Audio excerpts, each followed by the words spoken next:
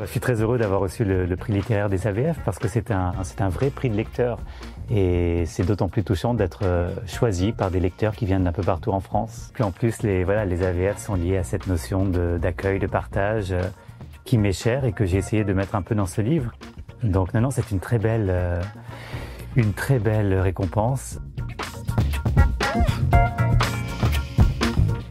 L'accueil, c'est la chose à laquelle on est sensible quand on est un nouvel arrivant. Moi, mon livre traite d'un nouvel arrivant.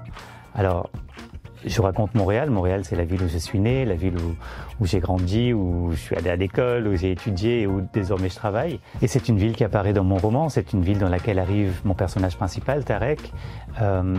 J'aurais pu la raconter telle que je la connais, telle que je l'ai vécue, les endroits où j'aime traîner, etc. Mais moi, ce que j'avais envie de raconter, c'était vraiment ça. C'était une ville à travers le regard d'un nouvel arrivant qui voit des choses différentes de ce que moi je peux voir tous les jours et qui voit des choses que moi je ne vois plus. Par exemple, je vais parler de, je sais pas moi, des pochoirs en fausse neige qui sont sur les fenêtres et des petites coulures disgracieuses qui tombent le long de ces pochoirs. Bon, moi je les vois plus, mais je pense qu'un nouvel arrivant qui arrive dans un pays enneigé à Noël, ça fait partie des choses qu'il voit. Je crois que j'avais envie de raconter un petit peu ce qu'ont pu vivre mes parents quand ils sont arrivés à Montréal. Alors le livre est une fiction, hein, ce n'est vraiment pas mon histoire ni celle de ma famille, mais dans mon histoire familiale, il y a bien cet exil vers Montréal.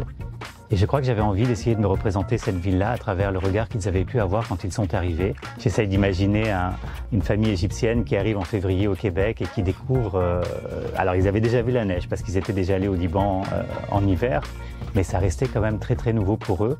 Et je crois que j'avais envie de parler de ça, de ce sentiment de déracinement. Et puis aussi peut-être d'un truc un peu particulier auquel on ne s'attend pas forcément, mais ce sentiment un peu bizarre d'être étranger partout. Parce qu'à un moment, quand on part en exil, on est forcément étranger de l'endroit où on arrive parce qu'on n'en maîtrise pas tous les codes et c'est pour ça que c'est important d'avoir des gens qui nous accueillent et des associations comme l'AVF pour nous aider. Mais il y a vite un moment où on se rend compte qu'on est aussi étranger de l'endroit qu'on a quitté. Parce que le jour où on revient, quand on allume la radio, c'est plus la même musique qui passe, le pouvoir politique en place n'est peut-être plus le même, etc. Moi, j'ai toujours aimé écrire. Quand j'étais gamin, ce que je voulais, c'était vraiment écrire des chansons. C'était ça mon grand rêve. Mais comme je n'étais pas compositeur et que je ne savais jouer d'aucun instrument, que je n'avais pas d'amis qui étaient compositeurs, je me suis dit que l'écriture d'un roman, c'était un bon plan B et je me suis mis à écrire ce roman-là. Je crois que dans ce roman, il y a d'abord une lettre d'amour à l'Égypte.